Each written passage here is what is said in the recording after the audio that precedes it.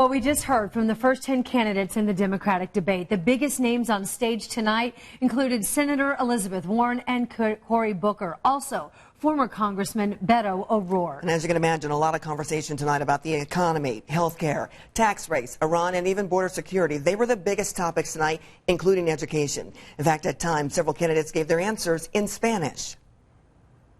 Este presidente ha atacado, ha demonizado los inmigrantes. Es inaceptable y voy a cambiar este. On day one, I will make sure that, number one, we end the ICE policies and the customs and border policies that are violating the human rights. When people come to this country, they do not leave their human rights at the border. If you go to Guantanamo Bay, there are terrorists that are held that get better health care than those kids that have tried to cross the border in the United States.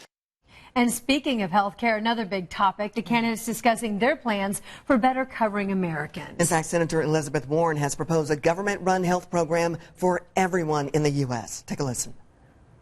I'm with Bernie on Medicare for All, and let me tell you why. I spent a big chunk of my life studying why families go broke. And one of the #1 reasons is the cost of health care, medical bills. And that's not just for people who don't have insurance. It's for people who have insurance.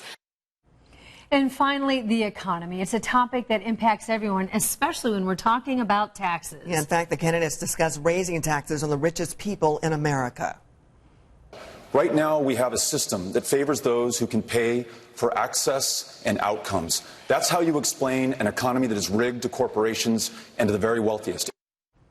Well, we'll have much more reaction and examination of what was said as our coverage continues online and through sunrise. It starts at 4 a.m. Now, the second Democratic debate is at the same time tomorrow night at 9 p.m. with 10 new candidates, including South Bend Mayor Pete Buttigieg, next to the frontrunner, former Vice President Joe Biden.